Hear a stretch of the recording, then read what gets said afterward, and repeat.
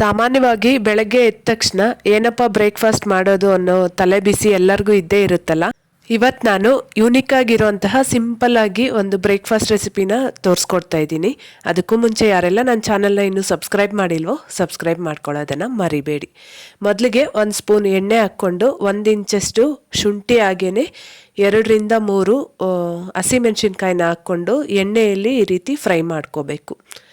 ಈಗ ಇದಕ್ಕೆ 1 ಹಿಡಿಯಷ್ಟು ಕೊತ್ತಂಬರಿ ಸೊಪ್ಪನ್ನ ಹಾಕ್ಕೊತಾ ಇದ್ದೀನಿ. ಕೊತ್ತಂಬರಿ ಸೊಪ್ಪು ಕಡ್ಡಿ ಸಮೇತ ಹಾಕ್ಕೊಳ್ಳಿ, ಟೇಸ್ಟ್ ತುಂಬ ಚೆನ್ನಾಗಿರುತ್ತೆ. ಹಾಕ್ಕೊಂಡು ಎಣ್ಣೆಯಲ್ಲಿ 1 ರಿಂದ 2 ನಿಮಿಷ ಇದನ್ನು ಬಾಡಿಸ್ಕೋಬೇಕು. ಮನೆಯಲ್ಲೇನು ತರಕಾರಿ ಇಲ್ಲ ಅಂದಾಗ ಈ ಕೊತ್ತಂಬರಿ ರೈಸ್ನ ಟ್ರೈ ಮಾಡಿ ನೋಡಿ, ತುಂಬ ಟೇಸ್ಟಿಯಾಗಿರುತ್ತೆ ಮಾತ್ರ. ರೈಸ್ ಒಂದು ಮಾಡಿಟ್ಕೊಂಡ್ಬಿಟ್ರೆ ದಿಢೀರಂತ ಈ ಕೊತ್ತಂಬರಿ ರೈಸ್ ತಯಾರಾಗಿಬಿಡತ್ತೆ. ಯಾವಾಗಲೂ ಒಂದೇ ಥರ ಟಿಫನ್ ಮಾಡಿ ಬೇಜಾರಾಗಿದ್ದರೆ ಖಂಡಿತ ಇದನ್ನು ಟ್ರೈ ಮಾಡಿ ನೋಡಿ, ಮತ್ತೆ ಮತ್ತೆ ಮಾಡ್ತೀರಾ, ಅಷ್ಟು ಚೆನ್ನಾಗಿರುತ್ತೆ.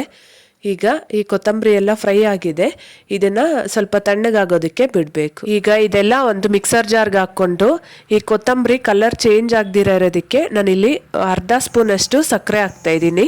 ಅಷ್ಟೇ ಅಲ್ಲದೆ ಇದು ಒಳ್ಳೆ ಟೇಸ್ಟ್ ಸಹ ಕೊಡುತ್ತೆ. ಈಗ ಸ್ವಲ್ಪ ನೀರು ಹಾಕ್ಕೊಂಡು ಇದನ್ನು ನುಣ್ಣಗೆ ರುಬ್ಕೊಂಡಿದ್ದೀನಿ. ಈಗ ಒಂದು ಬಾಣಲಿಗೆ 2 ಚಮಚ ಎಣ್ಣೆ ಹಾಕ್ಕೊಂಡು ಎಣ್ಣೆ ಬಿಸಿ ಆದಮೇಲೆ ಒಂದು ಸ್ವಲ್ಪ ಸಾಸಿವೆ ಸಿಡಿದಾದ್ಮೇಲೆ ಒಂದು ಸ್ವಲ್ಪ ಕೊತ್ತಂಬರಿ ಸೊಪ್ಪು ಹಾಕ್ಕೋಬೇಕು. ಹಾಗೆಯೇ ಒಂದು ಮೀಡಿಯಮ್ ಸೈಜ್ ಈರುಳ್ಳಿನ ಈ ರೀತಿ ಸಣ್ಣದಾಗಿ ಹೆಚ್ಕೊಂಡು ಹಾಕ್ಕೋಬೇಕು. ಹಾಕ್ಕೊಂಡು ಈ ಈರುಳ್ಳಿ ಸಹ ಸ್ವಲ್ಪ ಕಲರ್ ಚೇಂಜ್ ಆಗಿ ಸಾಫ್ಟ್ ಆಗೋವರೆಗೂ ಫ್ರೈ ಮಾಡ್ಕೋಬೇಕು. ಇಲ್ಲಿ ನೀವು ಕಡಲೆಬೇಳೆ ಉದ್ದಿನಬೇಳೆ ಇಷ್ಟಪಡೋದಾದರೆ ಅದನ್ನು ಸಹ ಹಾಕ್ಕೋಬೋದು. ನಮ್ಮ ಮನೆಯಲ್ಲಿ ಮಕ್ಕಳು ತಿನ್ನಲ್ಲ, ಅದಕ್ಕೆ ನಾನು ಹಾಕಿಲ್ಲ. ಈಗ ನಾವು ರೆಡಿ ಮಾಡಿ ಇಟ್ಕೊಂಡಿರೋ ಮಸಾಲೆನ ಹಾಕ್ಕೊಂಡು ಅದಕ್ಕೆ ರುಚಿಗೆ ಬೇಕಾಗಿರೋಷ್ಟು ಉಪ್ಪು ಸಹ ಹಾಕ್ಕೋಬೇಕು.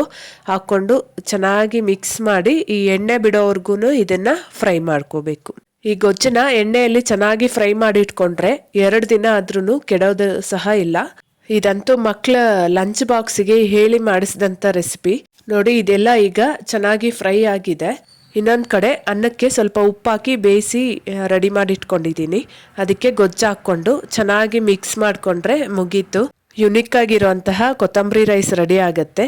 ಖಂಡಿತ ವಿಡಿಯೋ ಇಷ್ಟ ಆಗಿರುತ್ತೆ ಅಂದ್ಕೊತೀನಿ. ವಿಡಿಯೋ ಇಷ್ಟ ಆಗಿದ್ರೆ ಮಾತ್ರ ಮಿಸ್ ಮಾಡದೆ ಒಂದು ಲೈಕ್ ಮಾಡಿ, ಹಾಗೆ ನನ್ನ ಚಾನಲ್ನ ಸಬ್ಸ್ಕ್ರೈಬ್ ಮಾಡ್ಕೊಳ್ಳೋದನ್ನು ಮರಿಬೇಡಿ. Thank you.